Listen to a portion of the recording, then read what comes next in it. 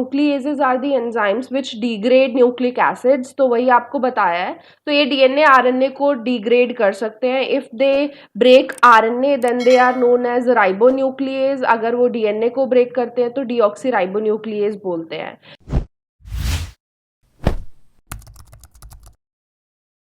Hi everyone, welcome back to my channel. So in today's class we will discuss about a recombinant DNA technology topic, which is what are the different enzymes which are involved for the DNA manipulation.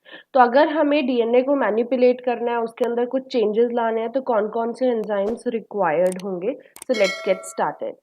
So first of all, we have template dependent DNA polymerase. DNA polymerase is very important because we have to amplify certain DNA sequences, genomic sequences of a particular individual. तो उस individual के genome को replicate करने के लिए, duplicate करने के लिए हमें डीएनए पॉलीमरेज चाहिए। And this DNA polymerase is template dependent.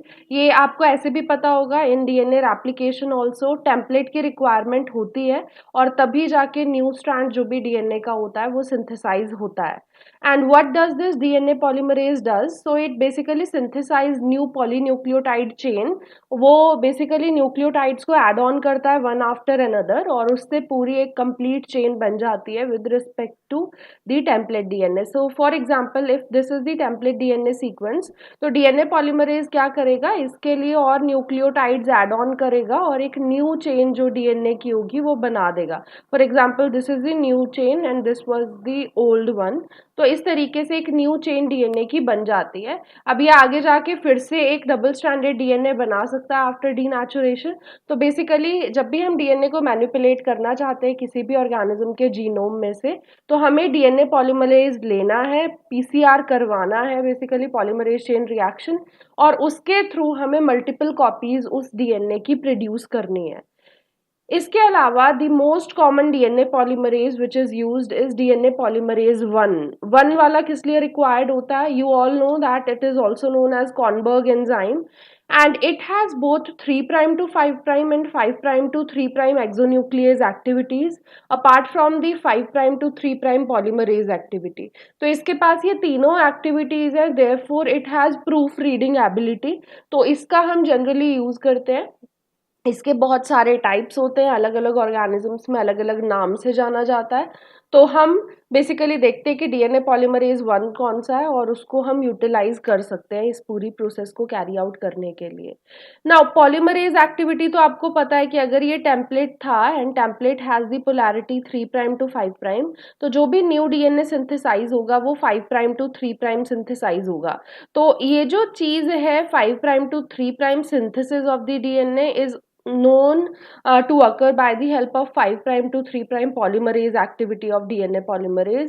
तो यही polymerizing activity है. अगर exonuclease activity की बात करोगे तो 5 to 3 exonuclease होती है, जो कि यहाँ कोई गलती से छोटा सा फ्रेगमेंट डीएनए का या आरएनए का इस डीएनए टेम्पलेट डीएनए से बाउंड है तो उसे हटाने में मदद करती है. तो जो भी ये आगे हिंड्रेंस आएगी उसे हटाने में 5 to 3' एक्सोन्यूक्लियस हेल्प करेगी. अगर 3 to 5 एक्सोन्यूक्लियस की बात करोगे तो this is the major proofreading ability of the polymerase.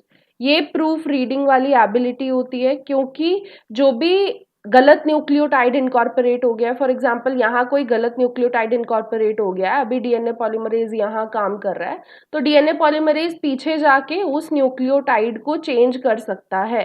This is the proof reading ability of the DNA polymerase. And ये हमेशा 3' to 5' वाली होती है क्योंकि उल्टी डायरेक्शन में जाएगा और तभी जाके उसको प्रूफ रीड करेगा. याद रखना, जो भी हम ये पोलैरिटी की बात कर रहे हैं ये हमेशा न्यू स्ट्रैंड के रिस्पेक्ट में कर रहे हैं, ओल्ड स्ट्रैंड यानी टेम्पलेट स्ट्रैंड के रिस्पेक्ट में नहीं कर रहे हैं. तो इसके हिसाब से देखोगे कि 5' कहाँ है और 3' कहाँ है और उसके अकॉर्डिंग हम ये एक्टिविटीज बताएंगे. Apart from this, we also require reverse transcriptase enzyme, which is basically an RNA-directed DNA polymerase. So it utilizes RNA sequence and therefore synthesize DNA from it. तो उसके लिए reverse transcriptase चाहिए होता है. And Tamin and Baltimore were the scientists who discovered this reverse transcriptase enzyme. Then we also require Taq DNA polymerase. This is the major DNA polymerase involved in PCR. और Taq basically Thermus aquaticus नाम का एक thermophilic bacteria है जिससे isolate किया गया. And this bacteria can survive for up to 72 degree Celsius. Therefore, it is known as thermophilic. Now ये enzyme क्या करेगा, क्योंकि ये इतने हाई टेम्परेचर वाले बैक्टीरिया में रहता है तो इसीलिए ये पॉलीमरेज बहुत ज़्यादा टेम्परेचर पर भी पॉलीमराइजेशन एक्टिविटी शो कर सकता है. But you have to remember it lacks proofreading ability. तो जनरली जब भी हम रिसर्च वर्क के लिए डीएनए को एम्पलीफाई करना चाहते हैं या उसको यूज़ करना चाहते हैं फर्दर, तो हम ज़्यादातर टैक पॉलीमरेज की जगह कोई और प्रूफ रीडिंग शो करने वाला एंजाइम यूज़ करते हैं. इसका यूज़ नहीं करते क्योंकि इसमें प्रूफ रीडिंग एबिलिटी नहीं है, तो हो सकता है कि जो भी इसने डीएनए बनाया वो गलत हो.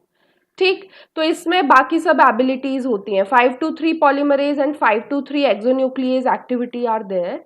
Apart from this, we also require nucleases, and you all know that nucleases are the enzymes which degrade nucleic acids. तो वही आपको बताया है. तो ये डीएनए आरएनए को डिग्रेड कर सकते हैं. If they break RNA then they are known as ribonuclease. अगर वो डीएनए को ब्रेक करते हैं तो डीऑक्सी राइबोन्यूक्लिएज बोलते हैं.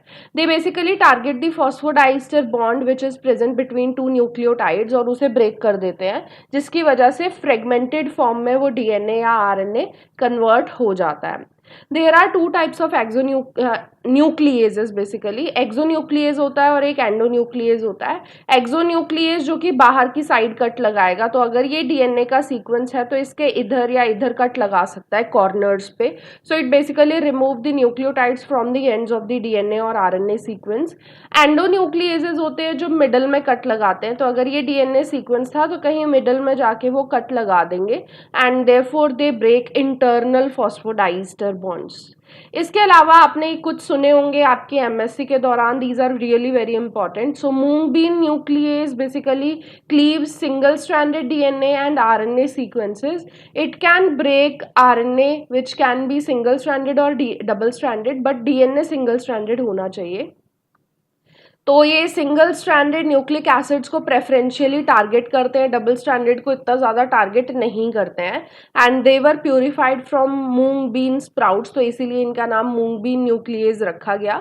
दे बेसिकली रिक्वायर जिंक आयंस और उसके अकॉर्डिंग ही काम करते हैं. तो यहाँ पे सिंगल स्ट्रैंडेड आरएनए लिखना इज मोर प्रेफरेंशियल, उसको हम ज़्यादा अच्छे से यहाँ डिस्क्राइब कर सकते हैं. Apart from this, we also require S1 nucleases which can cleave RNA and single-stranded DNA molecules. तो ये basically याद रखना कि double stranded DNA या फिर RNA DNA hybrid को degrade नहीं कर सकता है. इसके अलावा इसकी purification Aspergillus और Isay से की गई थी. And RNase A भी चाहिए होता है जो single stranded RNA को break करता है and ये basically 3' end पे digest करता है RNA को. RNase H भी required हो सकता है जो कि डीएनए आरएनए के हेट्रोडुप्लेक्स को डाइजेस्ट करता है और उसमें से सिर्फ आरएनए को हटा देता है. तो it does not digest DNA but सिर्फ आरएनए को हटा देगा फ्रॉम आरएनए डीएनए हेट्रोडुप्लेक्स. तो ये मैंने आपको कुछ एंजाइम्स के बारे में बताया. इसके बाद जो नेक्स्ट क्लास आएगी उसके अंदर हम रिस्ट्रिक्शन एंजाइम्स के बारे में डिस्कस करेंगे.